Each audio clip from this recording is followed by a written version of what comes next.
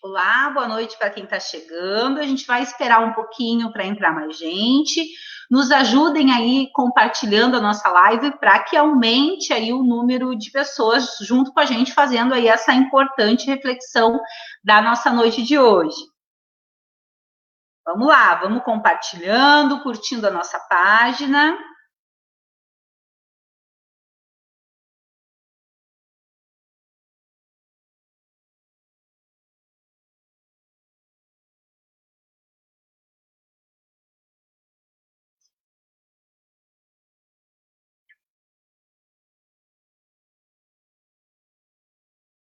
Isso aí, o povo está chegando, já temos 9, 10 pessoas com a gente.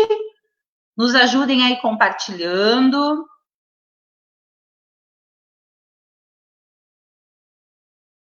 Enquanto a gente vai aguardando o povo chegar, eu também vou compartilhando aqui na minha rede social, que é para a gente aumentar a audiência.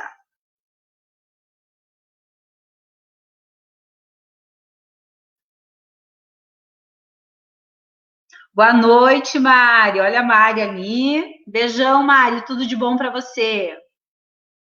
A Dani Brasil está com a gente. Oi, Dani.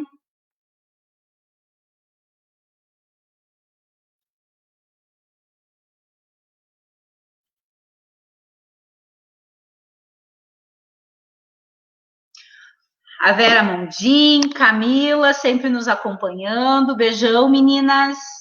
Vão colocando aí os comentários de vocês que a gente vai lendo aí no decorrer da nossa live. Já temos bastante gente nos acompanhando, então vamos lá, vamos dar início aí aos trabalhos desta noite. Então, oficialmente agora, boa noite a todas e todos. Para quem não me conhece, eu sou a professora Regina e juntamente com outros colegas nós criamos esse espaço que a gente denominou de chão da escola, que tem como objetivo ficar aí mais perto de vocês, da nossa comunidade. Como o nome já faz referência, o espaço de fala chão da escola é para dar voz à classe trabalhadora, que vive aí o dia a dia da escola pública. Nessa terceira live, nós abordaremos a temática O combate ao racismo passa pela educação, onde nossas convidadas terão o desafio de construir uma análise acerca da enquete que foi lançada no dia 16 de julho, que fazia a seguinte pergunta, de junho, desculpa. Ela questionava o seguinte: você concorda com as mobilizações antirracistas que estão acontecendo no mundo? Sim ou não?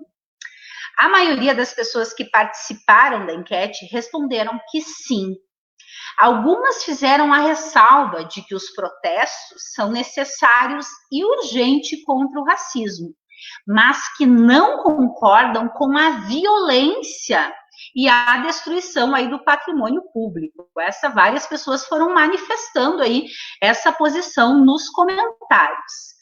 Dando início ao nosso espaço de fala, chão da escola, nós vamos começar hoje com um comentário da nossa querida professora Ana Lúcia, lá da EMEI Fadinha e da Escola Adolfo Freitas, que diz o seguinte: estamos em um momento delicado por conta da pandemia, mas a luta antirracista é urgente e não pode esperar, porque o racismo mata. É lamentável ver que a pandemia está colocando em risco não só a saúde das pessoas, mas os direitos e a vida. Um grande abraço, Ana, obrigado aí por estar participando com a gente. Diante desta temática, acho que é importante aí a gente iniciar a nossa fala reafirmando que em uma sociedade estruturada pelo racismo, pensar em educação pode ser uma das formas mais eficazes da gente estar combatendo aí a discriminação racial. Diversos relatos de pessoas negras, alunos, professores, amigos, reforçam que o ambiente escolar é no ambiente escolar que acontece aí as primeiras experiências com o racismo. Mas, claro, ninguém melhor para falar sobre esse tema do que as nossas convidadas, que sentem aí na pele o que é ser mulher negra neste país. onde a gente vai contar aí hoje com a presença da Daniele Roberta Paz, que é nossa colega servidora do município de Passo Fundo, e a Edivânia Rodrigues da Silva, que é uma militante aí em defesa dos direitos das mulheres, do povo negro e professora da rede estadual. Claro, né, a Dani também milita há muito tempo aí nessa pauta da igualdade aí racial, do combate ao racismo, sempre companheira nas nossas lutas diárias, também em defesa dos direitos da classe trabalhadora. Muito bem, vamos chamar aí as nossas convidadas. A Edivânia, seja bem-vinda, a Dani, espera aí. Oba, aí meninas, sejam bem-vindas. É um prazer ter vocês aí nessa noite, nesse bate-papo com a gente. As nossas convidadas, né, essas mulheres guerreiras aí que no dia a dia lutam, né, por um país melhor, elas vão começar essa rodada falando um pouquinho para nós, assim, quem elas são, em que espaços que elas atuam, aonde que elas estão militando, e nessa apresentação, vão fazer uma apresentação, então, inicial, e já vão aí entrar no nosso assunto de hoje, aonde nesta primeira rodada, além da apresentação, elas também vão comentar aí sobre o tema da enquete, que discutia essas mobilizações que estão acontecendo no mundo inteiro antirracista, qual que é a opinião delas diante dos últimos acontecimentos aí a nível mundial, nacional e também na nossa cidade, dando aí as suas primeiras considerações. Nessa primeira rodada, a gente vai conversar com a Edivânia. Edivânia, a fala é tua. Então, boa noite a todos e todas que nos escutam. Agradecer à Prof. Regina por esse momento. Acho que é sempre um momento importante da gente poder discutir, refletir, trazer para a escuta, para a discussão, temas tão significativos como a questão do enfrentamento ao racismo. E não fazemos isso só agora, né, Dani? Nós fazemos isso, acho, desde que nós fomos compreendendo o que é ser mulher negra, o que é ser mulher nesse país, um país extremamente racista. Então, como a Pro já disse, sou a Edivânia, quer dizer, professor, sou professora do município, mas do município de Pontão. Tem uma turma de alfabetização lá. Então, sou professora. Eu vou colocar só um pouquinho. O meu pequeno querendo dar o cocoyo. Então, meu nome é Edivânia, sou da Comissão de Direitos Humanos. Fui me compreendendo esse ser a partir da cultura e do espaço que a gente precisa discutir direitos humanos para todos e todas. Estou compreendendo que não é possível discutir direitos humanos se nós não discutirmos os direitos das mulheres. E nesse direito das mulheres, quero fazer o recorte das mulheres. Discutir classe, raça, para a gente discutir que direito cada mulher precisa e se faz necessário para constituir a sua cidadania e a sua dignidade. Então, milito nesse espaço, sou do movimento da moradia, moro numa ocupação, então trago também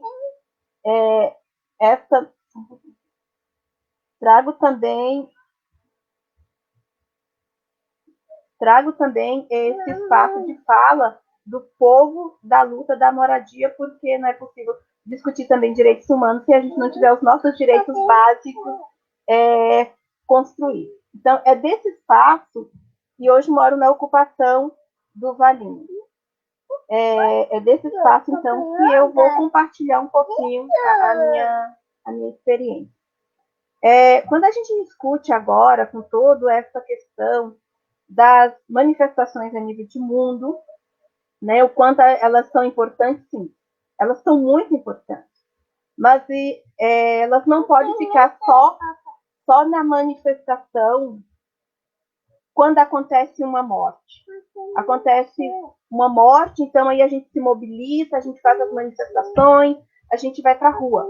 Aí acalma e a gente se pergunta, tá, mas acabou o racismo? Acabou as vivências de racismo? Não, elas continuam acontecendo. Então, é importante essas manifestações para a gente poder ter força para a gente se fortalecer como movimento e demarcar espaço no sentido de que a gente precisa continuar essa luta todos os dias. Então, essas manifestações são importantes, mas a gente faz esse enfrentamento do racismo todos os dias, como mulher, como trabalhadora. Então, dá conta que a grande pergunta é, quando acontecem essas manifestações, o que a gente constrói? Nesse momento, o que nós estamos construindo com essas manifestações? O que está sendo reafirmado? Né? Nessas manifestações, nunca se discutia a questão estrutura, não, dos homens e mulheres que têm as suas imagens nas praças. Dessa vez, isso trouxe porque a gente vai evoluindo, que é importante na memória da nossa construção, da nossa história, e solidificando com pessoas que, de fato, construíram uma história diferente, não homens e mulheres que reforçaram a escravidão, por mais que eles fossem fruto daquele momento histórico do nosso país. Então, eu acho que cada manifestação ela vem trazendo isso. E isso é importante por quê? Porque quando acontece uma manifestação assim, o Brasil também precisa se olhar. Né? Porque as mortes aqui acontecem e nós ficamos silenciados. Nós ficamos em silêncio como se essas mortes não fossem mortes da população negra. Então, são mortes muito próximas. Quando a gente discute o genocídio da juventude negra no Brasil, de um modo especial no Rio de Janeiro, a cada 23 minutos um jovem é assassinado no Brasil. Não era nem para nós estarmos aqui, era para nós estarmos na rua em defesa dessas vidas, em defesa dessa juventude. Então, por isso, essas manifestações é importante. Eu sei que algumas pessoas também fazem o recorte, mas tem os badernos, acontece destruição. Mas a gente ficou claro que a maioria das pessoas que fazem isso são pessoas infiltradas, que às vezes têm o objetivo de enfraquecer o próprio movimento. Aí muda o foco para aquilo que está sendo destruído, a destruição, mas não discute de fato o que as manifestações querem fazer. Então a gente precisa também ter esse cuidado para não perder o foco. O foco é as manifestações. Acontece em baderna? Acontece porque a gente não tem o controle. E tem pessoas infiltradas para fazer isso, para desconstituir e para deslegitimar uma manifestação que é legítima porque ela faz a discussão do direito a viver sem o racismo, sem a violência, né, a se constituir como pessoa. Então, isso é importante.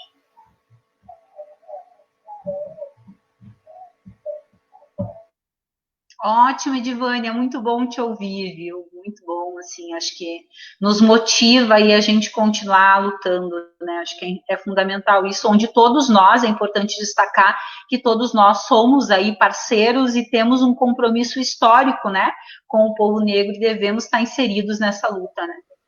E isso, Prof, acho que isso é importante, que às vezes as pessoas, vocês querem construir um mundo paralelo? Não. É que quando a população negra vai para a rua e discute os seus problemas e as suas dificuldades, nós estamos querendo um país diferente para todos e todas. Por isso que eu gosto sempre de fazer o recorte de classe, para discutir quem é o trabalhador, é a trabalhadora, é essa população que está à margem da nossa sociedade. E a Dani há de convir comigo que a gente começa a olhar que as nossas periferias têm cor, que a violência doméstica, o número maior de mulheres são mulheres negras. Então, ou seja, nós, nessa escala, estamos lá na base e somos quem mais sofremos. E a gente já discutiu isso, inclusive, nesse momento de pandemia.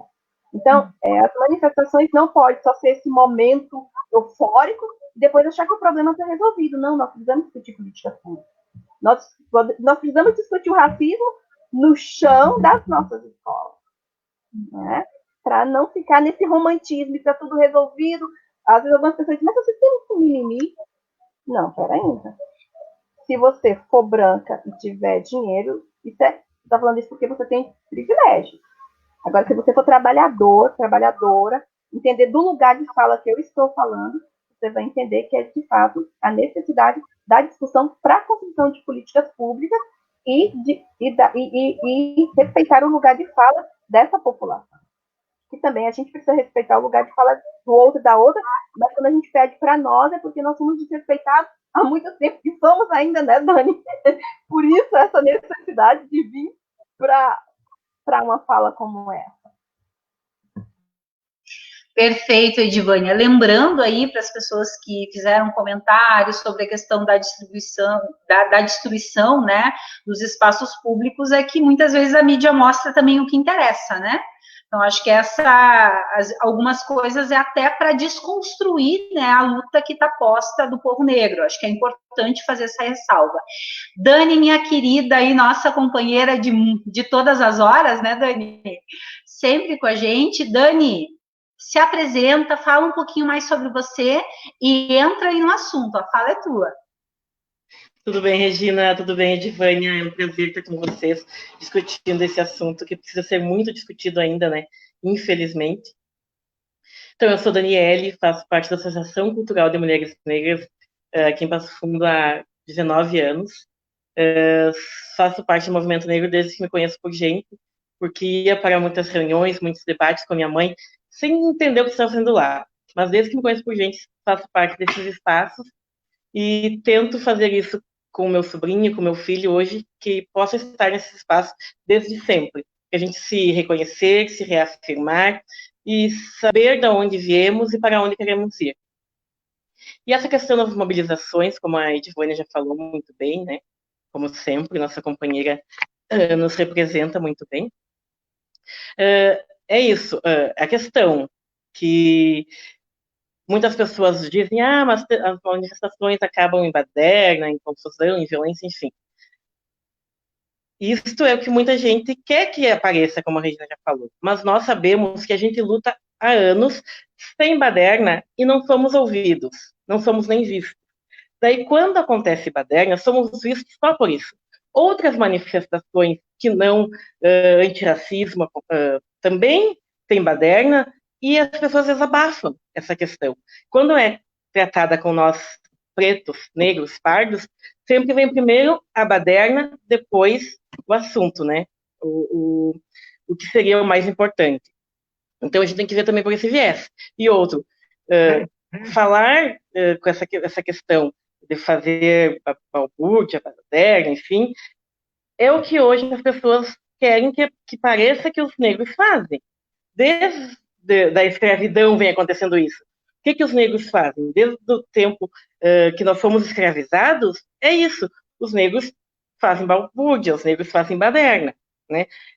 Nós temos que focar na mobilização, que as mobilizações acontecem, e nós temos que tratar essa questão de antirracismo, de sermos antirracistas, mas temos que também tratar a questão de nós brancos, que os brancos, ainda que estejam nas nossas lutas, nas nossas parcerias, com companheirismo, enfim, consigam enxergar o privilégio branco. Porque independente de sermos classe trabalhadora, de sermos todos pobres, todos oriundos da escola pública, tem sim o privilégio branco. Enquanto a gente não conseguir falar de branquitude e os brancos entenderem, sim, que a branquitude precisa ser discutida para conseguir avançar nas pautas da negritude, nós vamos continuar com essas ideias. Nós, brancos, fizemos manifestações de um jeito, os negros fazem, eles, negros, porque é assim que nos tratam, né? Eles, os negros, fazem de outra forma. A gente precisa, sim, tratar da negritude, mas precisamos, sim, falar do privilégio da branquitude, independente da questão trabalhista, classe trabalhadora, pobres, não pobres, enfim. Se tem brancos e negros, ainda que na mesma classe social, vai ter o privilégio branco. Ainda nesse sentido, a gente precisa também trazer, como a Edivânia já disse, que por trás dessa manifestação hoje antirracista, tem essa questão de construção de políticas públicas para nós, né? Porque nós fomos escravizados por 300 anos, né? E essa escravização não nos deu direito a nada, muito pelo contrário, só nos proibiu, né? Teve lei que nos proibia de frequentar escola, teve lei que nos proibia de adquirir terra, teve lei que nos proibia disso, daquilo, daquele outro. Então, e desde a Constituição nós ainda estamos se arrastando para construir, para conseguir esses direitos de fato para a população negra. Ótimo, Dani, muito bom ouvi-las. Ó, a Tere Ribeiro, que é a nossa companheira ali da rede social, sempre está presente com a gente, ela diz o seguinte: racismo não deve existir. Uma pessoa não se define pela cor da pele, mas sim pelo caráter, né? Depois a gente vai estar discutindo um pouquinho mais sobre isso, e aí está o desafio posto para as nossas duas convidadas. Nesta segunda rodada, Dani e Edvânia, eu queria que vocês falassem um pouquinho mais para nós, assim, como alunas, mulheres, mãe, a Edvânia como professora, qual que é a opinião de vocês? Existe racismo em Passo Fundo? E como que ele se manifesta, tá? Nós gostaríamos que vocês aprofundassem um pouquinho isso, trazendo aí as experiências também que vocês foram vivenciando ao longo da vida de vocês, tá? Nessa segunda rodada, a gente começa com a Dani. Então, Dani, a palavra é tua. Sem dúvida, Regina, existe racismo em Passo Fundo, sim. Aonde nós estamos, né? Onde os negros de Passo Fundo estão? Quando a gente olha para a população passofundense, a gente não enxerga os negros. Quando a gente enxerga, eles estão em subempregos, estão muito fora da escola, estão, agora no momento de pandemia, mais aquém, mais, né, aumenta mais, distancia mais todas essas diferenças e dificuldades. Então, sim, existe, porque nós somos uma população de quase 17% de Passo Fundo. Eu estive um tempo atrás coordenando a saúde da população negra em Passo Fundo e fiz esse levantamento. Nós somos 17% da população, pretos e pardos, né? Então, tem um número expressivo da população para Passo Fundo. E a gente não consegue avançar em políticas públicas. Eu sou da área da saúde, né? Então, falo melhor desse lugar de fala. Então, a gente não conseguiu avançar com uma política pública para a saúde da população negra. Por quê? Porque não tem negros em Passo Fundo? Não. Tem muitos, tem bastante, onde estão, como estão, né, o que fazem, onde vivem. É mais ou menos assim. Com o advento dos imigrantes, Passo Fundo cresceu mais a população negra. Né? Eu fiz a pesquisa em 2013, de 2013 para cá, com certeza aumentou mais. Também pela vinda dos imigrantes e porque nós, negros em Passo Fundo, conseguimos declarar já de melhor forma, né? Porque as pessoas ainda têm a dificuldade de se declarar negro, em qualquer lugar. Em Passo Fundo não é diferente, né? Como que eu vou me declarar para mim sofrer racismo, para mim ter mais dificuldades? Ainda que eu não me declare, os outros me reconhecem como negro, e eu vou passar por isso igual, mas se a pessoa se declarar, ela acaba achando que vai ser pior, né? Ela vai estar dizendo que então vai ter que estar toda hora comprando uma briga, uma luta, enfim. Mas independente disso, de eu me declarar ou não, eu saio ali fora, as pessoas sabem quem são os negros e os não negros, quem são os brancos e os não brancos, né? Principalmente, né, vou falar de um assunto polêmico, né? Principalmente a nossa polícia, que é militarizada. Se eu não sei, se a comunidade não sabe, a polícia sabe muito bem quem são os negros e os não negros. Né? Tanto é que tudo isso que veio à tona vem por atos policiais. Né? A questão da morte nos Estados Unidos, as questões da morte aqui no Brasil. Claramente, essa polícia que deveria nos proteger e nos dar essa segurança, ela acaba só nos reconhecendo como negros e sempre nos tratando, antes de tudo, como suspeitos. Quer dizer, nós nem somos suspeitos, nós somos culpados já, né? Depois a gente é suspeito, por último a gente é inocente, enfim. E isso é claro em todos os lugares. E aqui em Passo Fundo não seria diferente, né? Tanto que a gente vê que o racismo está bem aí, bem pautado em Passo Fundo, que aonde chega no shopping, aonde estão os negros quando chega no shopping? Né? Normalmente são ainda por resquícios da escravização nossa, dos negros, ainda nós temos os trabalhos domésticos como o nosso maior número de trabalhadores são trabalhadores domésticos ainda, né? A população negra ainda é trabalhadora doméstica, em sua maioria. A gente chega num banco, não sei ver quanto que tem de porcentagem de população negra, mas é difícil chegar num banco e ser atendido por um atendente, um gerente, enfim, seja quem for, negro. Então, por que isso?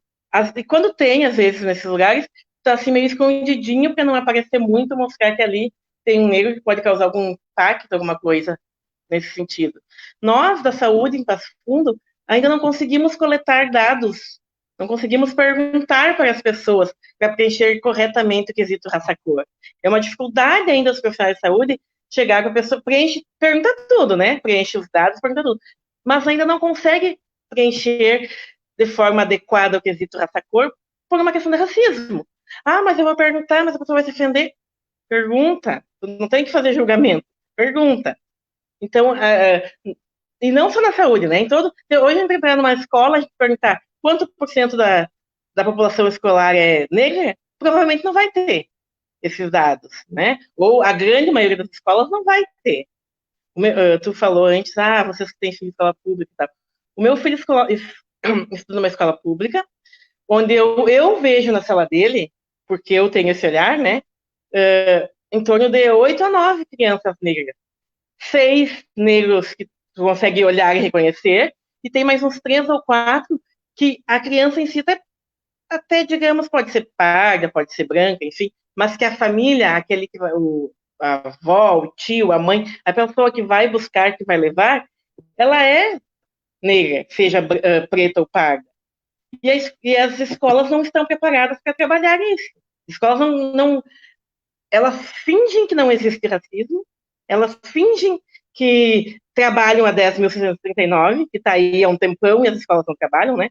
E daí ficam assim, ó, esse fingimento, e tudo. E o Brasil é assim. Então, essa falsa universalização, né, que todos somos iguais, leva a que cada vez mais nós negros vamos ficando aqui, porque a gente é todos e não é nada, na verdade, né? A gente está no todo na hora da fala, é bonito, são todos iguais. Mas, de fato, não somos, porque não estamos, né? Não somos reconhecidos, não estamos nesse lugar onde deveríamos estar. Quando a gente fala que somos todos iguais, biologicamente pode ser. Biologicamente somos iguais, né? Somos seres humanos, enfim. Mas quando a gente fala de somos pretos, pardos, enfim, somos negros, e sim somos diferentes, falamos sociologicamente. Porque a sociedade nos separa muito bem, a sociedade consegue não tratar nós como esse todo. Então, como somos todo e não estamos no todo? Então, não é biologia que estamos falando de sociologia, onde estamos socialmente, culturalmente, economicamente. Então, somos iguais? Se fôssemos iguais, a polícia não nos matava mais. Se fôssemos iguais, as mulheres negras não morriam mais de parto ou em consequência do parto. Se fôssemos todos iguais, as crianças negras menores de 1 ano não morriam mais do que as outras.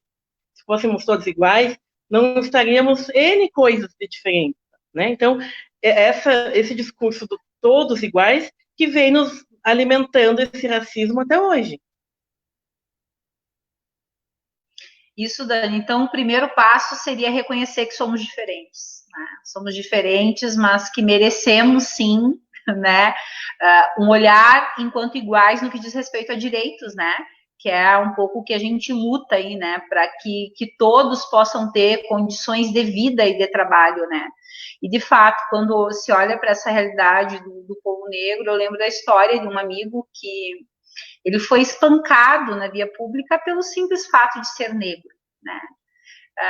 Não, nem é uma questão de ser julgado, como você disse, Dani. Ele já foi culpado por algo que ele nem sabe o que era, né?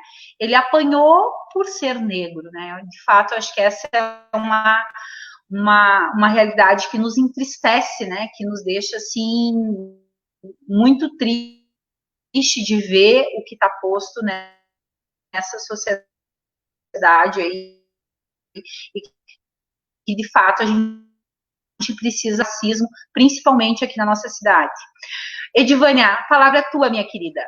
E aí, aqui em Passo Fundo existe racismo? Né? Quais são as tuas considerações e de que forma que esse racismo Eu diria assim que como o racismo ele é estrutural e o capitalismo ele se baseia nesse racismo, inclusive para poder manipular muito bem isso que a Dani disse, que é o fingimento de que somos todos iguais, e por isso a luta do movimento não é legítima, ou pelo menos tenta desfazer as nossas lutas, é que Passo Fundo também é uma cidade racista. Eu sou do Nordeste. Quando eu cheguei no Rio Grande do Sul, em algumas cidades eu não enxergava as pessoas negras. E não foi diferente ao chegar em Passo Fundo. Dizia, mas aqui são todos brancos. A gente sabe que tem uma parte da população. E eu percebi que essa população negra era invisível. No centro, você não as encontra. Como a Dani colocou, nas lojas, inclusive nas igrejas, né? E eu fui descobrindo que essa população negra era invisível. E eu comecei a ir para a periferia e eu comecei a perceber, não, tem pessoas negras em Passo Fundo. Fui fazendo essa experiência. E essa experiência de viver o racismo de uma forma muito sutil. Nas perguntas, como você conseguiu estar aqui? Como você não é tão preta, por que fazer essa luta? Eu lembro assim de muitas vezes estar na Comissão de Direitos Humanos e as pessoas chegarem e perguntarem para mim, é você a Edivane? Sim, sou eu. O espanto era visível. Eu já cheguei em lojas junto com o Nederson, porque ele é um homem branco, a atendente dirigir a ele e simplesmente me ignorar quando quem havia feito o pedido era eu, daquilo que eu desejava. Algumas pessoas podem dizer, tá, mas será que era racismo? Sim, era racismo. Porque ela tinha a possibilidade de fazer diferente e naquele contexto não fez. Então, esse racismo, e eu diria assim que esse racismo, ele é perverso porque ele se esconde. Ele se esconde atrás das frases ditas, das piadas, mas você está fazendo mimimi. Então, a gente desconstruindo e desconstituindo esses conceitos e colocando sim que o racismo é perverso e ele mata. Porque com um olhar, dependendo da situação, ele te coloca de volta na cozinha das grandes senzalas. De lá que a gente vem fazendo esse esforço enorme de construir uma cultura diferente, de construir uma cultura e um povo que luta. Por isso eu costumo dizer que nós somos um povo que lutamos para existir e insistimos, porque se não houvesse essa insistência em existir e fazer esse enfrentamento do racismo, nós não tínhamos mais nós aqui. Porque, veja, quando a gente fala do racismo na educação, na igreja, nem vamos citar aqui a questão das nossas crenças, da nossa religião. Né? Então, se dá conta de tudo isso. Como educadora, eu fico muito atenta. E chego a ser incomodativa. Porque, assim como eu tenho essa escolha de fazer esse enfrentamento pela minha condição de mulher negra, de mulher trabalhadora, eu também tenho o desejo de ir construindo, junto com as minhas colegas professoras, essa pauta de discussão. Essa necessidade de não se esconder, de não ter medo e de admitir, bom, eu sou racista. Então, como é que a gente vai trabalhar isso para fazer o enfrentamento? Não, eu não sou racista, imagina. E na escola reproduz, na sala de aula, esse racismo perverso, onde as nossas crianças negras são as que mais têm dificuldade. São as que mais têm as notas baixas. Mas por quê? Gente, nós precisamos perguntar o porquê. Quando eu olho aqui nas nossas ocupações, as crianças negras, e agora nós começamos um trabalho com elas no sábado de alfabetização mesmo, porque sou professora e me incomodo muito. No primeiro momento que eu fiz a sondagem, eu tinha vontade de chorar. Porque elas não sabem ainda o porquê elas estão assim. Mas eu, como professora, como educadora, sei que tem uma estrutura perversa, pensada, para que as nossas crianças fiquem lá no cantinho, silenciadas, quietas, e não aprendam. Então, esse dia eu perguntei para uma menina como é, uma menina negra de 14 anos, aqui de Passo Fundo, é a nossa ocupação, se ela vivia o racismo, se ela já tinha feito a experiência, e ela disse sim. E ela me contextualizou, e eu disse, o que você faz? Nada. Eu fico em silêncio. Eu disse, por favor, peça ajuda, faça um enfrentamento. Muitas mulheres, muitas meninas já morreram por causa do nosso silêncio. Por causa de um silêncio de uma sociedade insensível, cruel. Nós não podemos mais admitir. E, enfim, então, existe sim esse racismo perverso, cruel, que precisa ser enfrentado pela escola com coragem, por nós educadoras, mas também não dá para enfrentar de qualquer maneira, tem que enfrentar de maneira planejada e articulada, para a gente conseguir dar conta desse grande desafio. Perfeito, Edivane. Ao mesmo tempo que nos revolta, nos emociona e também nos motiva, né, a estar se inserindo enquanto educadores nessa luta. Eu acho que esse é o grande objetivo do nosso bate-papo de hoje. Padre Leonardo, o professor Leonardo, amigo Leonardo, né, nos diz o seguinte: verdade, que o racismo está nas estruturas também das escolas. E aí vem a nossa terceira pergunta, tá, gurias? Aonde a gente gostaria, assim, que vocês falassem mais justamente dessa estrutura da escola. Vocês, mulheres negras, nascidas na periferia, estudaram em escola pública, a Edivânia trabalha numa escola pública, a Dani trabalha no serviço público. Como que foi estudar em uma escola pública? Primeira pergunta, como que foi a experiência pessoal de vocês? E por que o racismo, por que vocês entendem que o racismo é um obstáculo na garantia do direito à educação, se é que vocês entendem assim, tá? E nesta rodada a gente começa então com a Edivânia, se eu não me perdi nas rodadas. Para dizer para vocês, gurias, que nós temos aí 73 pessoas nos acompanhando, muitos comentários, bastante gente interagindo aí com a nossa live.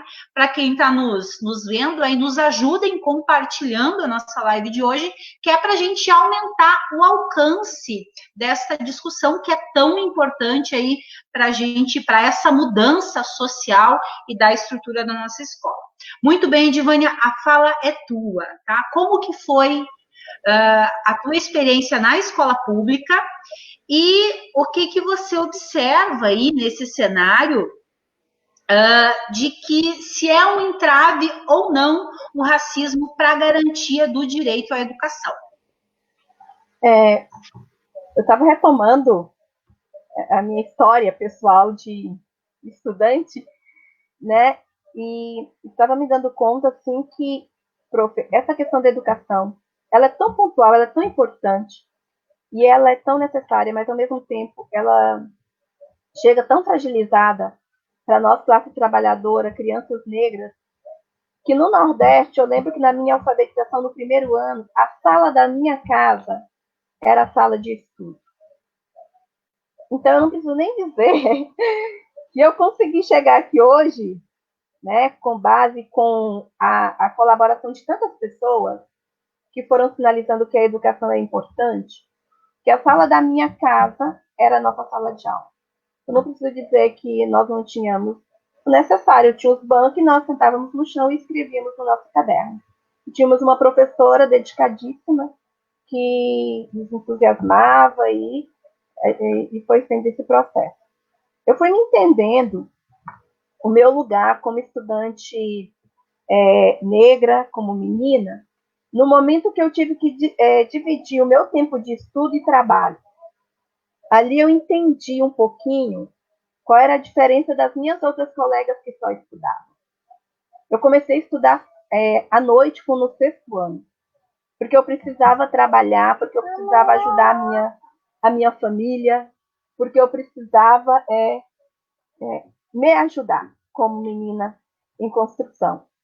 Então, nesse momento, eu sempre tive os pais muito presentes de tentar conjugar essas duas coisas. E, ao mesmo tempo, o meu esforço e a minha disciplina de querer construir uma história diferente. E aí eu comecei a perceber que, então, para mim era um pouco mais difícil do que para algumas outras colegas.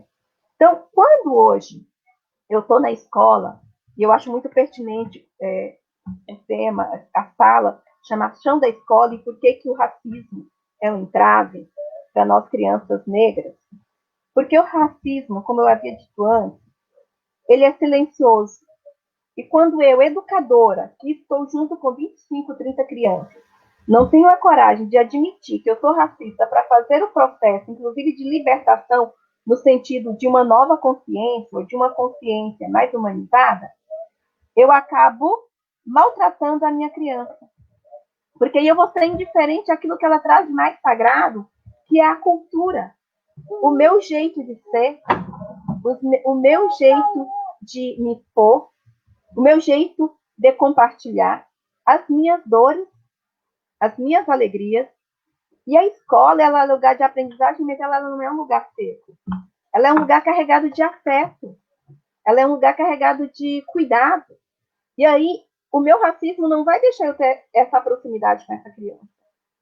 Porque ela vai vir com o narizinho, às vezes, ranhento. Ela não vai vir tão cheirosa.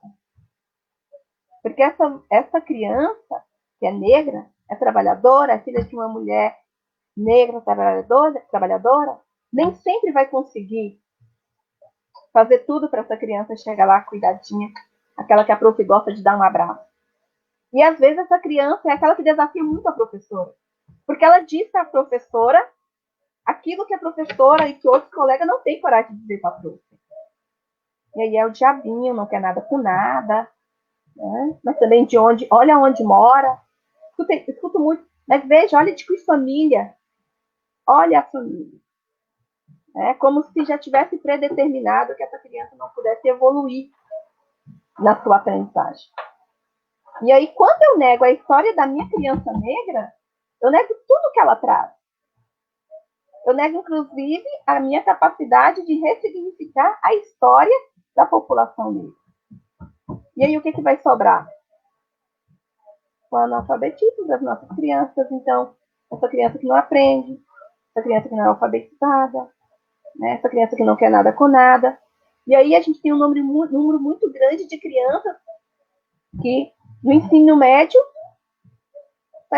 vai trabalhar para viver e não vai estudar. E aí a gente vai vendo isso. Né? Quem chega na universidade? Muito pouco. Por isso a gente diz, cotas é necessária, sim. É uma necessidade. Então, discutir isso é dizer que nós precisamos, ao mesmo tempo, ter um compromisso ético com nós mesmos. De olhar as nossas crianças e de valorizar naquilo que elas trazem de mais sagrado, que é o jeito de ser, de dançar, de falar, do seu conhecimento oral, as histórias, as aprendizagens. Olha, chama o papai, chama o papai. Olha. Dani, complementa aqui que eu preciso atender alguém, que eu quero ainda fechar o pensamento. Perfeito. A Edvânia vai atender o pequeno e já volta aí, pessoal. Isso é a realidade da mulher trabalhadora, né? É importante destacar, assim, nós estamos nas nossas casas, não é fácil gravar live quando a gente não tem alguém para cuidar dos nossos filhos, né, Dani? Isso é importante, assim, destacar. Já vou passar para ti, Dani. Acho que é importante fazer a ressalva, assim, de que, às vezes, não é só o aluno aquele que é o mais agitado, às vezes é aquele que está bem quietinho no cantinho, que precisa também do olhar da professora, que às vezes está com muita dificuldade de aprendizagem. que foi aí o reflexo de uma vida, né, muito sofrida, que muitas vezes a gente não sabe o que se passa na casa dessas crianças e que a gente acaba, oi, bonitão, e que o espaço de acolhimento dessa criança é na escola, né? E não se admite, não se pode admitir que as nossas crianças sofram qualquer tipo, né, de racismo dentro de uma instituição de ensino. As nossas instituições de ensino devem ser o espaço onde as nossas crianças estejam protegidas de tudo isso, né? Nosso papel enquanto educador. Tu quer concluir, Edvânia? Isso. E eu quero dizer, prof, que enquanto educadoras, nós precisamos ficar muito atentas, porque as crianças pequenas, elas aprendem com os adultos a ser racistas. E aí a gente diz assim, mas isso é coisa de criança. Não precisa levar a sério. Não, precisa levar a sério. Precisa parar a aula. Precisa escrever no quadro a palavra. Precisa dar o tempo de escuta para essa criança. Precisa dar o tempo de escuta das outras coleguinhas. Precisa dar o tempo de escuta para a gente ter um crescimento coletivo. Precisa dar o tempo de escuta para aquela dor daquela criança que escutou e também dar o tempo de escuta para aquela criança que ofendeu no racismo ser compreendida. Então, porque ali o processo não é só, é que são crianças. Então ainda há tempo de muito afeto, de muita acolhida, de muito amor para um processo que é duro, mas é necessário. E aí trabalhar a dimensão da pluralidade, de não termos medo da pluralidade, que nas nossas diferenças a gente pode sim construir uma humanidade melhor. Que na nossa pluralidade tem lugar para todos e todas, desde quando a gente sai da dimensão do privilégio, dessa estrutura que mata as nossas crianças negras. Quando eu digo mata, estou dizendo que mata no sonho, que mata na vontade de ser mais. Então, é importante a gente construir isso. E se dar conta que isso não é de uma hora para outra. É num processo. É lento. Precisa começar comigo, educadora, querendo fazer a diferença. Fazer a diferença para uma criança negra, gente, é menos alguém sofrendo, é menos alguém excluído nessa sociedade tão perversa. Então, assim, eu deixo esse desafio como educadora que nós ousamos enxergar as nossas crianças negras com outro olhar. Com outro olhar. Tira o óculos. Muda o foco. Que a gente vai ver que tem crianças, todas são belas, mas que nossas crianças negras carregam também essa cultura, esse afeto de uma forma maravilhosa e que é muito bom compartilhar. Inclusive aprender. Aprender.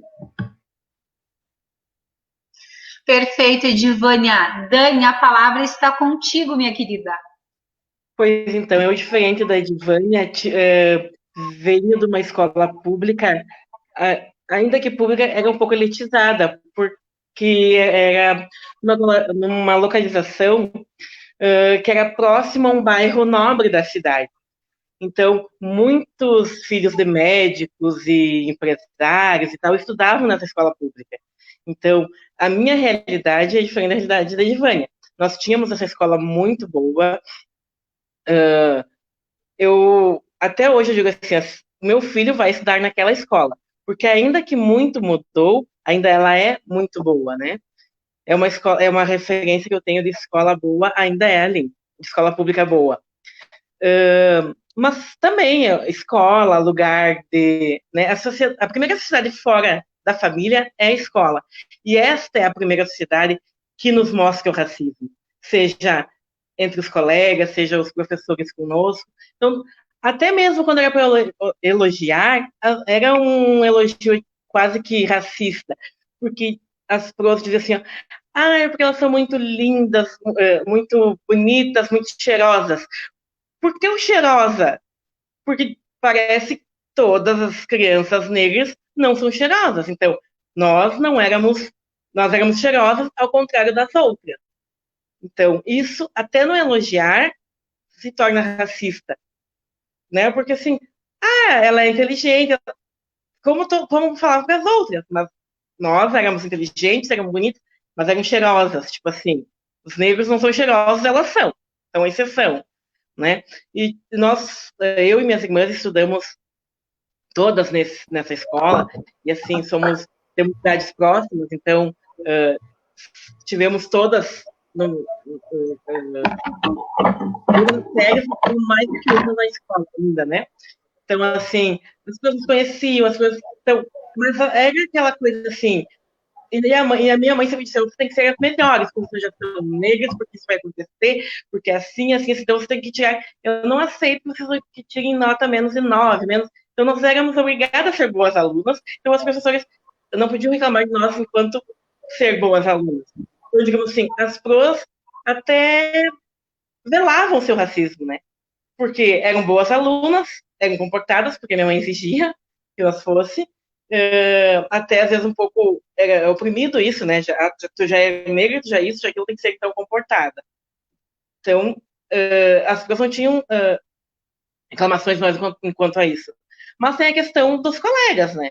Assim, não velado. Eu, tipo assim, eu costumo dizer que aqui no Brasil o racismo é mais por cordismo, né? Não por raça, mas por cor. Então, assim, como a minha pele não é preta, eu sofria menos racismo que outros que eram pretos, de pele mais escura, enfim, né? Então, eu na escola não consigo assim ver isso aconteceu comigo entre colegas, comigo direto. Mas cada vez que um negro sofre racismo, nós negros sofremos racismo também. Eu não posso dizer assim, eu moro no Brasil, nunca sofri racismo. Não.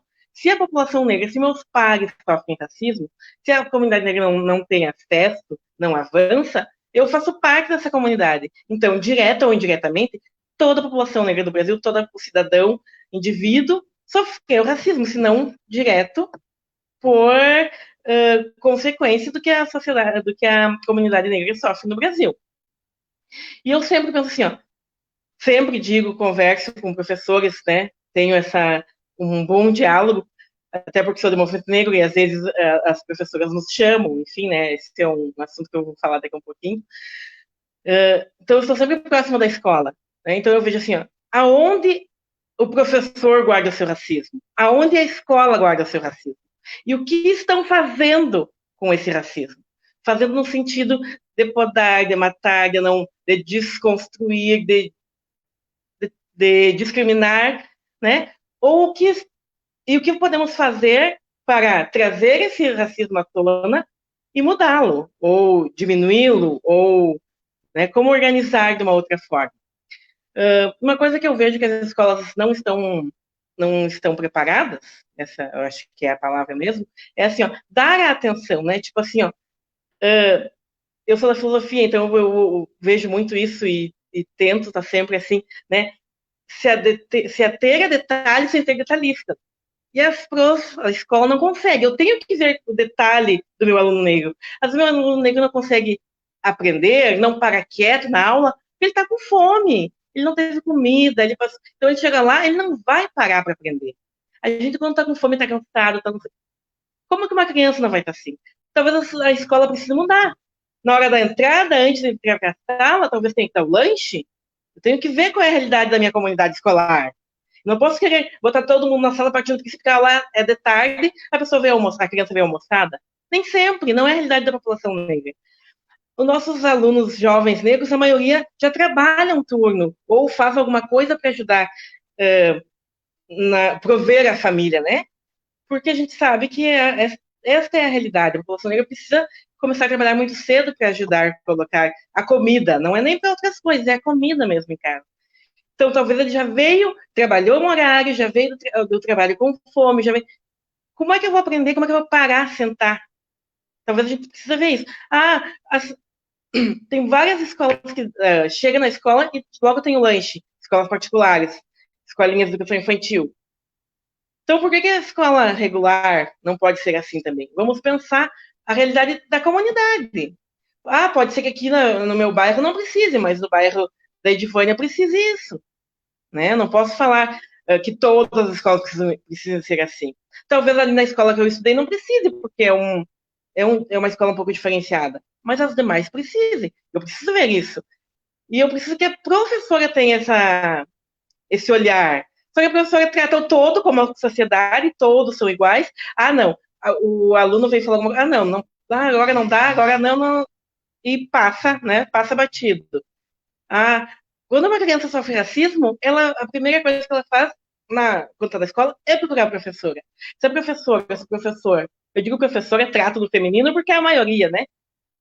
Se a professora não tiver esse olhar de ver que é racismo, de ver que ela precisa ser ouvida e parar e fazer alguma coisa, ela vai estar criando um ambiente de violência dentro da escola. Porque aquela criança vai sofrer hoje, vai sofrer amanhã, vai sofrer depois, uma hora ela vai explodir. Não sei se todas, mas algumas vão explodir. E daí, na hora que explodir e partir para a violência, daí a professora vai dar aquele boom, vai parar tudo e vai dizendo que ele tem a culpa. Mas a professora não conseguiu ver o antes de se tornar a violência. Né? Então, a gente pode construir, né, uma escola mais plural, né, ver o indivíduo, ver as necessidades do indivíduo para chegar a esse todo daí. Se eu conseguir ver o indivíduo, conseguir ouvir tal, eu chego lá no coletivo, no geral, né, nessa construção que a gente quer do todo. Mas hoje ainda não é assim. A gente vê pelas aulas de ensino religioso. Primeiro que as professoras de ensino religioso, muitas não são despreparadas. E as que são preparadas, elas falam do ensino religioso do seu lugar. Tipo assim, vamos fazer uma aula de ensino religioso hoje? Se o aluno disser assim, vamos cantar uma música evangélica, então, muitas crianças já sabem que eu vou entrar na onda e vai cantar. Mas se é aquela criança que é do candomblé, da umbanda, chegar na escola e dizer que quer cantar também o seu hino, o seu ponto, enfim, não, mas daí aí já, não, eu não sei, já não dá. Então a gente tem que ver isso. É para todos? É para todos. Né? Por que uns podem? Porque a mídia diz que agora é bonito ser isso, as pessoas fazem isso. Isso não. Não! Mas eu não sei. As pessoas não sabem Halloween, fazem festa de Halloween todo ano. Halloween é uma questão do imaginário, então vamos aprender a questão de outra religião, vamos aprender a questão da cultura brasileira, vamos se atentar para a lei da 639 e vamos fazer isso. Porque as pessoas fazem assim, né, no modo geral. Sempre a própria história, a questão da lei, né? A lei fala da história da África, dos afros brasileiros, enfim, sobre a própria história. E a própria história, tipo assim, ela é branca, ela é preta, enfim, ela dá todas as aulas, é ela que dá. Normalmente é assim, né? Daí, quando chega na parte de falar dos negros, a Pro não sabe. Ela quer que venha a professora negra da escola venha dar a aula, que isso é racismo, porque o negro tem que falar do negro, né? E a Pro italiana, às vezes não, e ela fala da história dos italianos no Rio Grande do Sul, sem chamar alguém específico para falar disso. Ela alemã, às vezes não, e ela fala da história dos alemães. Por que eles não conseguem falar da história dos afrodescendentes, dos pretos, enfim, dos negros no Rio Grande do Sul? Né? Então, isso é racismo. Muitas vezes também a Pro fala de uma maneira pejorativa, porque até então, muitas vezes, era ensinado a história de uma forma vista pelo colonizador, né? Então, assim, eu lembro que às vezes na aula de história eu queria morrer, eu queria cavar um buraco e me enfiar ali quando a professora começava a falar, porque ela sempre falava assim, porque são escravos, porque são escravos, apanhavam, escravos, tronco, chibata e ponto. Daí quem é a criança que vai querer ouvir essa história, né? E daí todos os alunos começam a olhar para ti, porque tu é o único preto, normalmente, tu e mais um no máximo. E daí como é que uma criança vai ter esse encorajamento de falar, de dizer alguma coisa contrária? Então, as professoras precisam se preparar, as pessoas precisam, sim, falar da 10.139, precisam chamar, talvez, a população, do movimento negro, alguém do movimento negro para falar, sim, mas para falar para a escola aprender isso, para os professores. Não é em novembro, quando lembro do zumbi, chamar os movimentos negros, chamar, enfim, alguém de fora para... Não, a escola tem que vir trabalhando isso, para em novembro talvez venha alguém para dar aquela, né, engrossada no caldo, para falar de uma outra forma, mas que o aluno já sabe. Então o aluno vai ouvir da história da população negra, dos negros e da sua história, só em novembro, quase acabando o ano. Passou um ano inteiro, às vezes, né, sofrendo racismo, agora em novembro vem me dizer que é bom ser negro. Como que eu vou conseguir assimilar isso e organizar os meus pensamentos, né? As pessoas precisam trabalhar isso, primeiro elas, para depois querer trabalhar isso com os alunos. E se a gente conseguir fazer avançar um pouco isso, a gente vai ver que o racismo vai diminuir na escola, não sei, mas vai ser visto de outra forma. Porque a gente vê, hoje tem algumas escolas que fazem esse trabalho durante o ano, e é diferente a relação de racismo com as escolas que não fazem. Digamos, não, a comunidade negra está dizendo assim, nós não vamos ajudar a contar essa história. Nós vamos ajudar a contar essa história.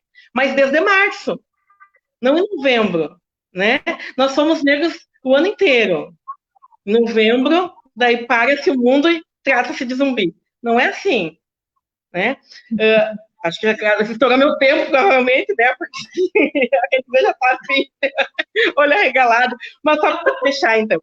Quando fala do vandalismo, é só para fazer um gancho do vandalismo, das mobilizações, lá onde derrubaram a tal estátua, né, monumento, enfim, aqui no Brasil também precisa muitos monumentos serem derrubados, porque não é possível ter monumento a bandeirantes se os bandeirantes foi quem matou os zumbis dos Palmares. Então, para nós negros, que bom que alguém derrubou algum monumento, estátua, enfim, de repente a gente tem essa coragem de não derrubar de fato, ir lá derrubar, mas construir essa ideia de derrubada desses monumentos.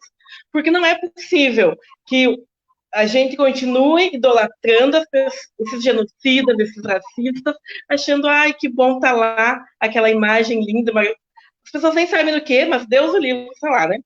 Então vamos pensar desta maneira, que precisamos reconstruir tudo, né? Desconstruir e reconstruir. Desde lá pensando na aula de história, porque pode falar de negros em matemática, quando trata de estatística, vamos ver a população negra da cidade, pode tratar na biologia, quando fala dos traços, né, genéticos, estereótipos e fenótipos da população negra, pode falar na geografia, quando vai tratar a região, aqui em Passo Fundo, com a região que tem mais negros. Então dá para tratar em todos os assuntos. Por que tem que só a coitada da professora de história se matar, pensar e tal, e não conseguir muitas vezes? Ele sabe que não é fácil. Mas vamos trazer essa lei para discutir, sim, dentro das escolas, e não só discutir, começar para ontem fazer acontecer. Que já está aí um tempo, já era para estar acontecendo. Eu sempre costumo dizer, Dani, que esse é um dos temas que a gente precisa ter ação pedagógica, né? A gente precisa conhecer a realidade dos nossos alunos, a gente precisa avaliar as nossas metodologias e a gente precisa conversar com quem entende desse assunto, né? Eu acho assim, eu, enquanto descendente de alemão, eu tive uma oportunidade que eu considero assim única na minha vida, que foi poder dividir a sala de aula com a Luciniele, que inclusive foi convidada para participar dessa mesa virtual, né? Mas que numa próxima ela vem. Um beijão para a Lucy, aonde eu trabalhei cerca de 8 anos com a Lucy. E a Lucy me ensinou muito. Ninguém sabe tudo, né? E muitas vezes, sim, o professor tem medo de errar, né? Principalmente num tema que é tão urgente, tão necessário, mas também muito delicado, quando você não sabe trabalhar ele, né? Mas é como você disse, existem meios, sim. E agora, na nossa última rodada, tá? De uma forma breve, a Dani, bom é a sintonia, né? Que a Dani já sabe que quando arregala o olho é porque o tempo está estourando. O nosso bate-papo está chegando ao fim, tá? Mas a gente não vai deixar essa live sem dar o nosso recado aí da nossa quarta rodada. Nessa rodada, as nossas convidadas vão se despedir, né? Vão fazer as suas considerações finais.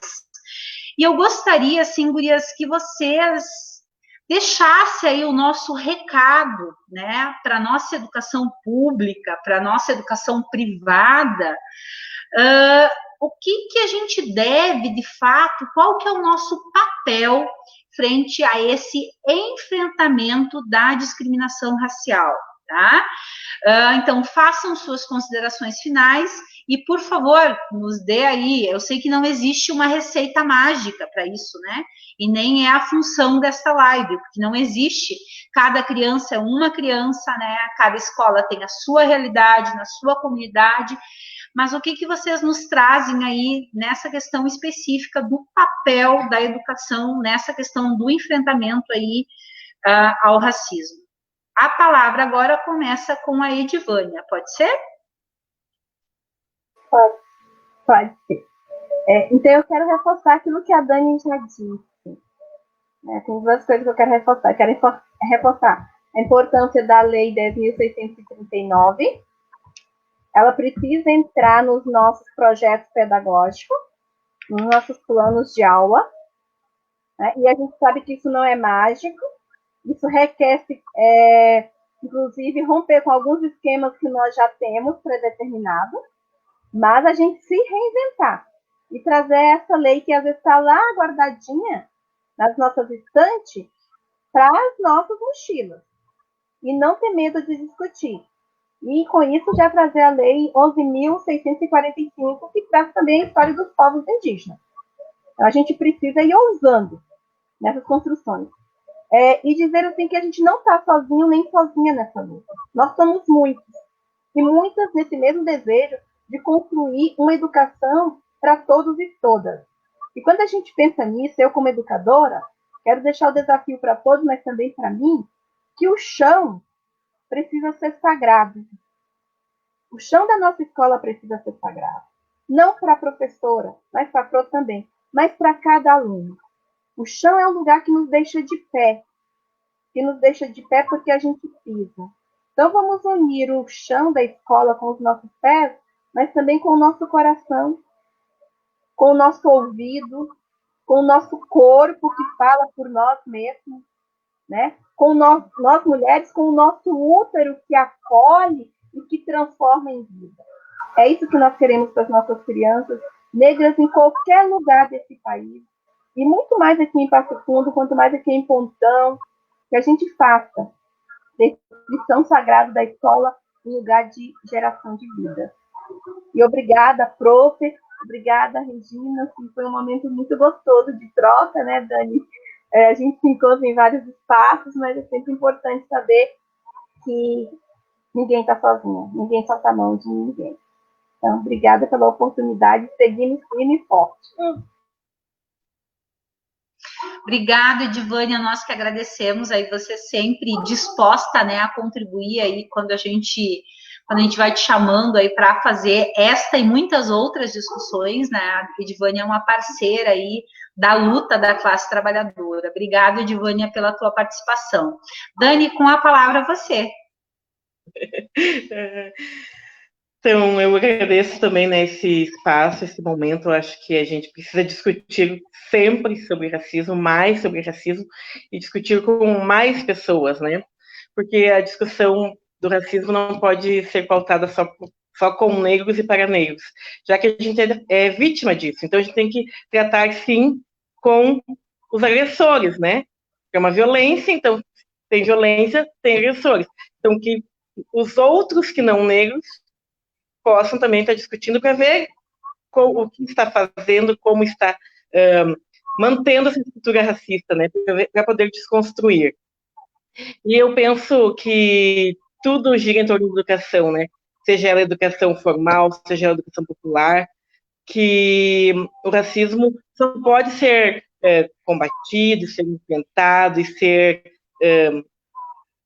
eu espero que um dia fique só no passado, né, que possa ser feito isso dentro da escola, né? Que a escola consiga ensinar de maneira diferente, que a escola consiga tratar de maneira diferente. Nós, infelizmente, não temos receita, né? A população negra está sempre em construção, em debate, em movimento. A gente costuma dizer que nós somos que nem os traços do coração, né? Altos e baixos. Quando tiver linear, a gente morreu, né? Então a gente tenta estar sempre assim. E a gente espera que, de fato, seja assim, né? A escola, como a Edivânia disse, né, que trata do chão, mas trata do coração, né, e que nós, população negra, queremos dizer assim, ó, a gente está sempre aberto a essa discussão, seja na escola, seja na comunidade, seja onde for. Então, se chamarem, a gente vai estar junto. Mas a gente precisa construir isso tudo para ontem. Ótimo, Dani. A paixão é tão grande pela Lucy que vocês viram que deu uma travada ali quando ela colocou o comentário dela, né? Beijão, Lucy. Tem vários comentários aqui, o Thiago declarando ali, viu, Edvânia? Apaixonado por você, viu? Olha, viu? Temos uma declaração na noite de hoje. Querido, beijão, Thiago, nosso companheiro aí de luta, a Emira, a Ana, a Giovana, a Dani Brasil, muita gente com a gente, a professora Rosane Neri, que teve na nossa última live. Obrigado por todo mundo aí que participou da nossa live de hoje, em especial as nossas convidadas. Eu queria dizer assim, nessa minha última fala, que para mim, assim, as reflexões feitas hoje, nessa nossa terceira live, expressa a nossa crença de que a educação antirracista, ela é possível, ela é necessária e ela é urgente.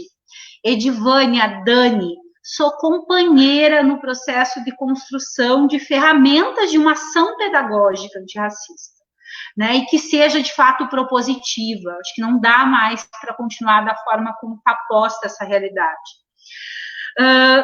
Não dá, eu queria deixar claro assim que a intenção não é ocupar um espaço de fala que não é nosso, não é esse o nosso papel, mas sim de ajudar a abrir as portas da escola pública de Passo Fundo para o povo negro.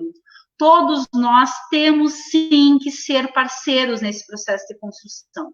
Conte comigo no que vocês precisarem em todas as lutas que estão postas. Estamos juntas sempre, né? Sempre estivemos, continuaremos juntas e que a gente possa, sim, pensar uma escola no que diz respeito ao combate ao racismo que seja propositiva, que a gente possa rever o nosso fazer pedagógico.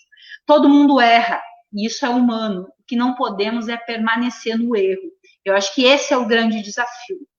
Se a gente não sabe como fazer isso, também não é um problema. Mas vamos sentar junto e vamos pensar em possibilidades. Hoje, mais do que nunca, a gente vive um momento no nosso país que requer um olhar diferenciado. Tá? E nós estamos falando aqui principalmente no que diz respeito à escola pública. E a escola pública tem por obrigação abraçar as bandeiras do nosso povo negro. É nossa obrigação pedagógica enquanto professores, enquanto educadores.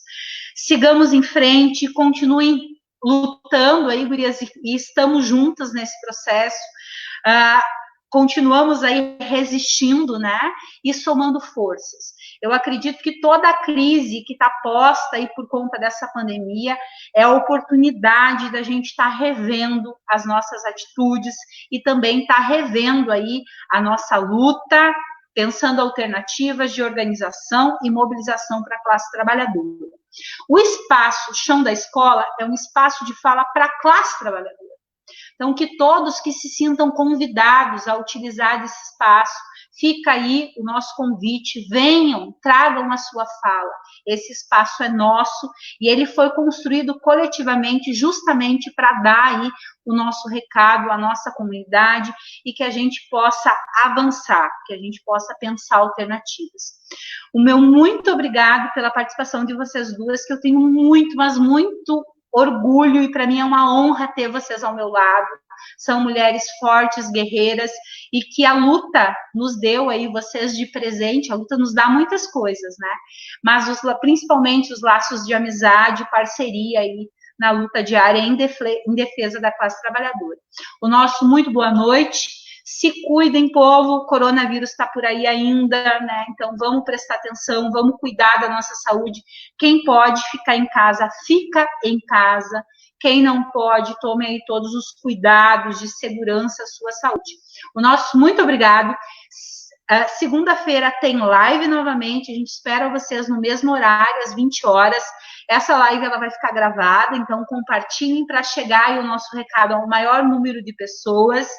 E amanhã sai uma nova enquete na página da professora Regina, onde vai trazer aí elementos para a nossa próxima live. Um beijo no coração, meninas, sintam-se abraçadas. Vou pedir que vocês duas fiquem ainda na sala, que é para a gente avaliar aí a nossa live de hoje.